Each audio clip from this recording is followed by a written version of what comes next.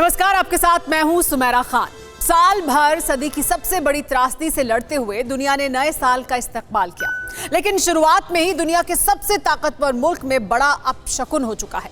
America में उथल पुथल है। हिंसा की आशंका से अमेरिकी सहमे हुए हैं। सवाल यह है कि 2021 में भी क्या दुनिया कुछ मुल्कों के जंगी जुनून से सहमी रहेगी? इंग्लैंड में एक मशहूर भविष्यवक्ता क्रेग हैमिल्टन पाकर हैं, जिन्होंने दावा किया है कि साल 2021 में मिडिल ईस्ट में जंग छिड़ जाएगी, यूरोपियन यूनियन का अंत हो जाएगा और अमेरिका और यूरोप की अर्थव्यवस्था नीचे जाएगी। पार्कर ने 2016 में ट्रंप के जीतने की भविष्यवाणी भी की थी। 2017 में कोरोना महामारी का अनुमान भी लगाया था। पार्कर को आधुनिक युग का नॉस्ट्रेडामस भी कहते हैं। कुछ लोग सनकी भी मानते हैं, लेकिन यह भी हकीकत है कि उन्होंने जो कहा वो किसी हद तक हकीकत के करीब भी नजर आने लगा है।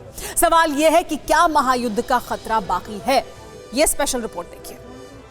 फिर वही उछल कूद, फिर वही जंगी जुनून और फिर वही फर्जी ताकत का तमाशा। मानना होगा कि साल भले ही बदल गया हो, दुनिया भले ही आगे बढ़ चली है, लेकिन माओ के वारिसों का पागलपन खत्म नहीं हुआ है। बात की आड़ में आघात की तैयारी है ये। हर दिन चीन की करतूतों का नया सबूत सामने आ रहा है। LAC से चंद किलोमीटर के फासले पर चीन ने फिर तमाशा दिखाया। महाविनाशक हथियारों से बारूद बरसाया। PLA ने बताया चीन की फौज की ये एक्सरसाइज LAC से महज 36 किलोमीटर के फासले पर हुई, जिसमें टैंक, तोप, मल्टी रॉकेट लॉन्च सिस्टम और एंटी एयर डिफेंस गन का इस्तेमाल किया गया। तस्वीरों में बर्फ नजर आ रही है, जो इस बात की तस्दीक करती है कि चीन ने इस करतूत को हाल ही में अंजाम दिया है। सवाल यह है कि जिनपिंग के शागिर्दों को जनवरी की कड़कड़ाती सर्दी में उछल कूद मचाने की जरूरत क्यों पड़ी? इसे इस तस्वीर से समझिए। चीन ने LAC से 10,000 सैनिक पीछे हटाने का दावा किया था। हांगकांग के अखबार ने एक रिपोर्ट के हवाले से बताया कि सर्दी में जंग की संभावना कम होने की वजह से सैनिकों को पीछे हटाया गया, लेकिन चीन के इस फरेब और मक्कारी को हमारे आर्मी चीफ ने चिथड़े कर दिया।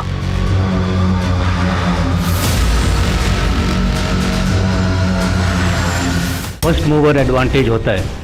अचानक कोई हरकत करेगा, इसका कभी अंदाज़ा नहीं लगाया जा सकता। तो ये फर्स्ट मूवर एडवांटेज हमेशा रहेगा, जैसे हमारे पास रहा अगस्त के महीने में।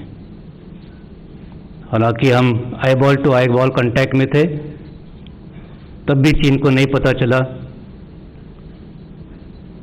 कि हम ऐसे कोई उनको सरप्राइज करेंगे। साफ है कि माओ के वारिस झूठ बोल रहे थे, जिनकी मक्कारी एक बार फिर सरेआम कर दी गई। इसीलिए बीजिंग के तानाशाह ने फिर से अपने तमाशाई LAC की तरफ दौड़ाए। दावा किया कि LAC के करीब सबसे ऊंची जगह पर ये ड्रिल की गई। इसीलिए चीन पर भरोसा नहीं किया जा सकता है। इसीलिए चीन को सबक सिखाने के लिए हमारे जांबाज हाड़ कपा देने वाली बर्फीली सरहद पर हर वक्त मुस्तैद हैं, और इसीलिए जो बाइडेन के सामने चीन पर चाबुक चलाने की पहली चुनौती है। डोनाल्ड ट्रंप आखिरी वक्त तक चीन को लाइन पर लाने की कोशिश करते रहे, लेकिन ड्रैगन की नस्लों को ना तो सुधरना था, ना ही सुधरने की उम्मीद है। लेकिन माओ का मुल्क ही नहीं, दुनिया के कई देश हैं जहां सुलग रही बारूदी चिंगारी किसी भी वक्त शोला बन सकती है। चीन, सीरिया, लीबिया, तुर्की, Iraq, Israel, Iran, Pakistan, Afghanistan से लेकर रूस तक वो देश हैं जिनसे निपटना बाइडेन के लिए सबसे बड़ा चैलेंज है। इनमें से कई देश वो हैं जिनकी अमेरिका से सीधी अदावत रही है। साल भर पहले ईरानी कमांडर कासिम सुलेमानी की हत्या के बाद ईरान अमेरिका से खार खाए हुए है। ट्रंप तो ईरान को खुलेआम चुनौती देते रहे हैं। अमेरिका की पाबंदियों के बाद ईरान कंगाल होने के कगार पर पहुंच चुका है। इस बीच बाइडेन की शपथ से पहले अमेरिका के विदेश मंत्री माइक पोम्पियो ने ईरान को अलकायदा का नया गढ़ करार दे दिया है। साफ है कि 2021 में ईरान और अमेरिका के बीच जबरदस्त टकराव से इनकार नहीं किया जा सकता है। ईरान और इजराइल दशकों से एक दूसरे के दुश्मन रहे हैं, लेकिन हाल ही में ईरान के एक न्यूक्लियर वैज्ञानिक की हत्या के बाद ये दोनों देश एक दूसरे पर बारूद बरसाने का ऐलान कर चुके हैं। इजराइल के आर्मी चीफ ने ईरान को साफ चेतावनी दी है कि किसी भी यहूदी पर हमले का करारा जवाब दिया जाएगा।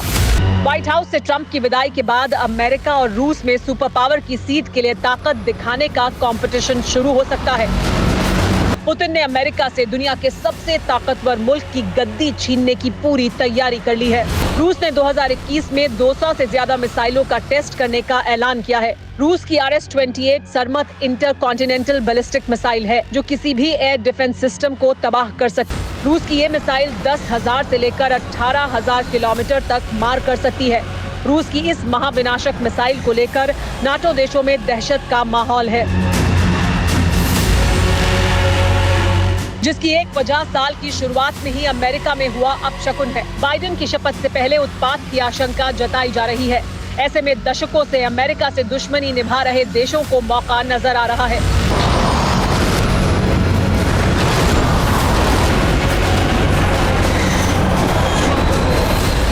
चीन तो अमेरिका से सुपर पावर की गद्दी छीनने के लिए कब से ताक में बैठा है। इस बात से बाइडेन भी बखूबी वाकिफ हैं।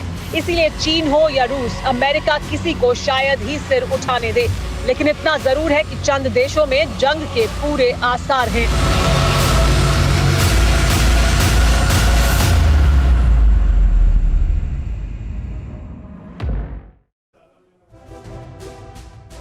चाइनीज वायरस ने जहां पूरी दुनिया में कहर ढाया, वहीं सबक भी दिया। कई देश दशकों पुरानी अदावत भुला चुके हैं, लेकिन क्या सभी देश ऐसा कर सकते हैं? चीन, पाकिस्तान या फिर तुर्की जैसे मुल्कों से ऐसा मुमकिन नहीं लगता है।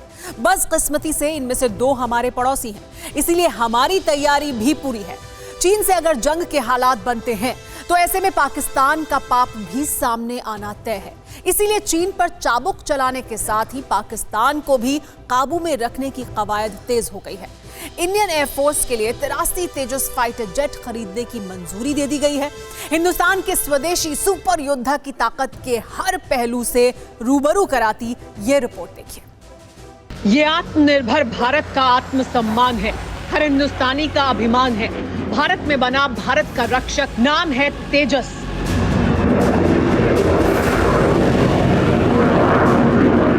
देश का वो निगहबान जो परवाज भरता है तो दुश्मन का कलेजा कांपता है, जिसकी उड़ान पल भर में आसमान की हदों को पार कर देती है, जिसके सामने हिंदुस्तान का हर दुश्मन बेबस है। देश के उस सूरमा का नाम तेजस है। और अब देश का यही ताकतवर योद्धा सरहद पर पाकिस्तान और चीन की साजिशों को नाकाम करने के लिए तैयार है। सरकार ने तय किया है कि जल्द ही भारतीय वायुसेना के बेड़े में नए मेहमान शामिल किए जाएंगे। वायुसेना की ताकत बढ़ाने के लिए 200 नए फाइटर जेट खरीदने जा रही है मोदी सरकार। सरकार के मुताबिक हिंदुस्तान एरोनॉटिक्स लिमिटेड हर साल 8 से 16 लाइट कॉम्बैट एयरक्राफ्ट बनाएगी। ऐसे कुल 83 विमानों को वायुसेना में शामिल किया जाना है। लड़ाकू विमान तेजस की 48,000 करोड़ की डील को कैबिनेट कमेटी ऑन सिक्योरिटी की मंजूरी मिल गई है। प्रधानमंत्री की अध्यक्षता में CCS ने डील को मंजूरी दी है। सभी fighter jet Hindustan aeronautics limited तैयार करेगी। रक्षा मंत्री राजनाथ सिंह ने इसे गेम चेंजर बताया है। ट्वीट किया है कि ये डील देश के लिए गेम चेंजर साबित होगी। रक्षा के क्षेत्र में मैन्युफैक्चरिंग को मजबूती मिलेगी। दुनिया के सबसे बेहतरीन लड़ाकू विमानों में से एक है तेजस, जिसका लोहा पूरी दुनिया मानती है। इसलिए हिंदुस्तान की ढाल और दुश्मन के काल के बारे में जानना भी जरूरी है। तेजस पूरी तरह स्वदेशी, हल्का और मल्टी रोल फाइटर जेट है। तेजस का वजन 12 टन है और इसकी लंबाई 13.2 मीटर। इसके डैने 8.2 मीटर चौड़े हैं। तेजस की ऊंचाई 4.4 मीटर है। हिंदुस्तान एरोनॉटिक्स लिमिटेड का बनाया और अरुणाचल डेवलपमेंट एजेंसी का डिजाइन किया तेजस विमान 4थी पीढ़ी का फाइटर प्लेन है, जिसकी ताकत के सामने पड़ोसी मुल्क पहले ही हार मान चुके हैं। HAL का बनाया स्वदेशी लड़ाकू विमान का आधिकारिक नाम तेजस पूर्व प्रधानमंत्री अटल बिहारी वाजपेयी ने दिया था, जिसका संस्कृत में अर्थ है सबसे ज्यादा ताकतवर। और ये नाम इस स्वदेशी विमान की क्षमता की वजह से दिया गया था। लाइट कॉम्बैट एयरक्राफ्ट तेजस की ताकत हम आपको बताते हैं। तेजस हवा से हवा में और हवा से जमीन पर मिसाइल दाग सकता है। इसमें एंटीशिप मिसाइल, बम और रॉकेट भी लगाए जा सकते हैं। ये फाइटर प्लेन एक बार में 54,000 फीट तक उड़ान भर सकता है। तेजस अब तक करीब 3,500 बार उड़ान भर चुका है। लेकिन तेजस की सिर्फ इतनी ही खूबी काफी नहीं है। तेजस उन हर खूबियों से लैस है जो दुश्मन देशों के दिल में खौफ पैदा कर सकता है। तेजस 2,222 किलोमीटर प्रति घंटा की गति से उड़ान भरने में सक्षम है। ये 3,000 किलोमीटर की दूरी तक एक बार में उड़ान भर सकता है। इसमें हवा से हवा में मार करने वाली 6 मिसाइलें लग सकती हैं। रनवे पर महज 450 मीटर दौड़ लगाकर हवा में उड़ान भरने की तेजस की खूबी इसे बेमिसाल बनाती है। तेजस के तेज के आगे पाकिस्तान और चीन का मिलकर बनाया J-17 थंडर जेट कहीं नहीं टिकता। अफगानिस्तान में तालिबान के जुल्मों से आजिज आने के बाद हजारों लोगों ने पाकिस्तान और ईरान में शरण ली। ईरान ने तो शिया होने के कारण इन्हें कबूल कर लिया, लेकिन पाकिस्तान इन्हें अपना नहीं सका। वैसे जिस पाकिस्तान ने जिन्ना को आखिरी वक्त में बीमारी में सड़क पर छोड़ दिया था, वो किसी को अपना भी कैसे सकता है। परवाह देश की में आपसे फिर मुलाकात होगी। अड़ी सोमवार से शुक्रवार शाम 6 बजे सिर्फ TV9 भारतवर्ष पर।